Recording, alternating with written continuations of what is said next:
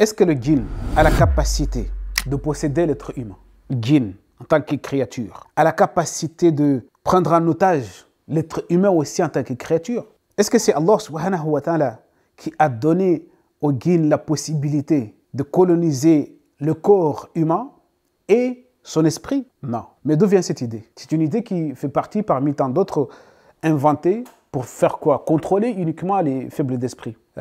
Sauf que maintenant, c'est devenu un business, un commerce lucratif. Bien évidemment, les imams spécialisés dans la ruqya qui gagnent aujourd'hui leur pain à cause de quoi? À cause de la naïveté de beaucoup de musulmans, bien sûr. Il n'y a que le musulman qui est d'accord de dire que Allah est injuste.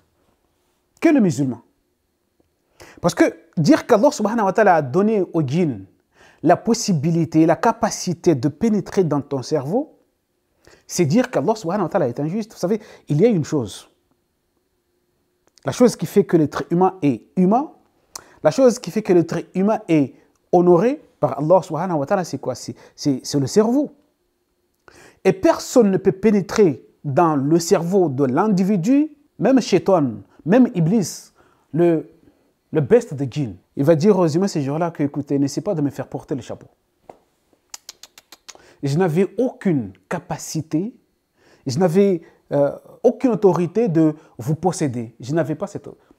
J'ai fait juste une chose. Écoutez, je vous ai invité, vous m'avez suivi.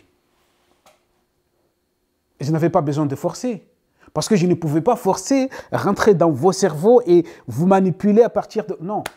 J'ai fait juste une seule chose. Inviter, vous avez accepté l'invitation.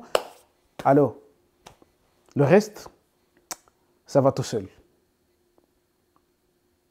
Il vous a invité d'aller faire des bêtises, vous avez accepté. Qu'est-ce qu'il a dit? وَمَا كَانَ لِي عَلَيْكُمْ مِنْ سُلْطَانٍ إِلَّا أَنْ دَعَوْتُكُمْ فَاسْتَجَبْتُمْ لِي. Je n'avais aucune autorité contre vous, à l'exception que je vous ai invité.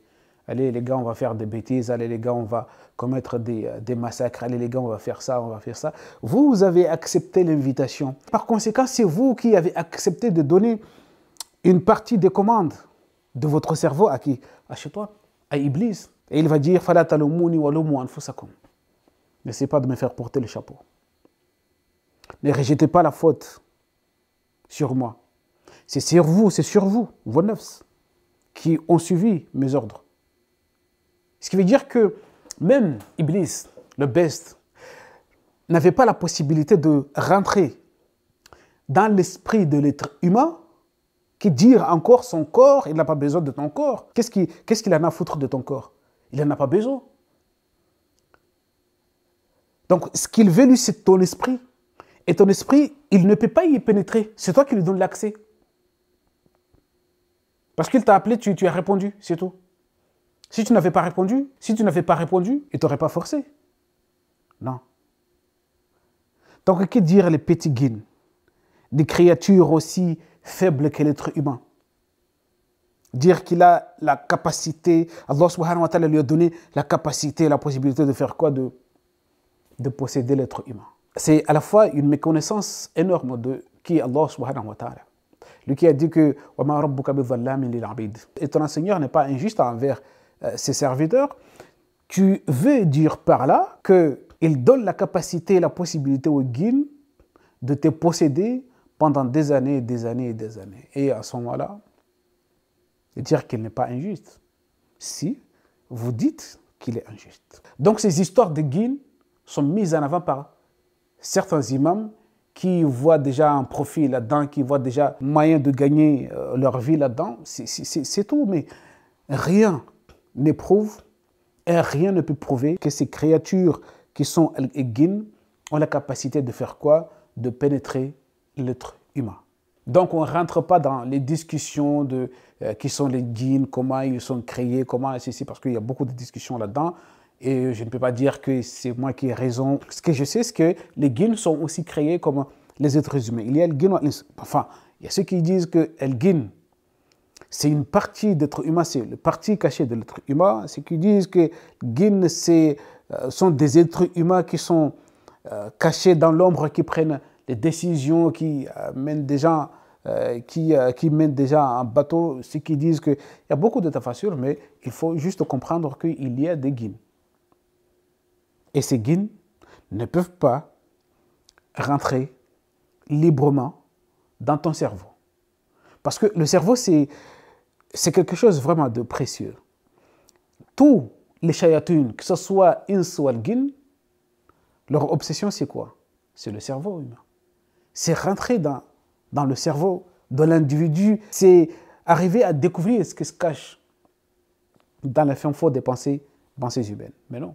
Jusqu'à maintenant, ils peuvent faire des tests, ils peuvent faire tout.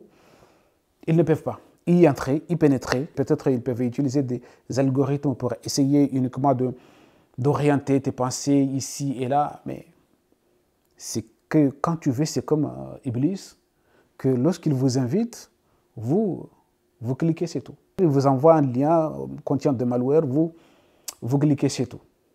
Voilà. Vous êtes conscient lorsque vous cliquez et vous savez exactement ce que vous faites n'est pas bien, mais vous avez accepté de cliquer. Ne dites pas à ce moment-là que Shaitan vous a possédé, que Iblis vous a possédé les djinns, vous ont possédé les djinns. Ça n'a rien à voir. Ça n'a rien à voir. L'esprit humain, le cerveau humain, l'esprit humain, personne n'a le droit, personne n'a la possibilité, personne n'a la capacité d'y pénétrer à l'exception de la personne qui a avec lui son cerveau. Malheureusement qu'aujourd'hui, il y a des personnes qui ont pris leur cerveau, qui les ont donnés à leur imam, qui décide à leur place. Exactement, c'est la même chose. C'est la même idée que celui de Iblis, que je vous ai invité. Donnez-moi le contrôle, vous l'avez donné. Point, c'est tout. Mais la possibilité qu'auraient les djinns de pénétrer dans le corps humain, en plus dans son cerveau, dans son esprit, cela fait partie des racontards, des choses qu'on raconte ça aux enfants, mais ça n'a rien à voir avec la réalité. Wassalamu alaikum.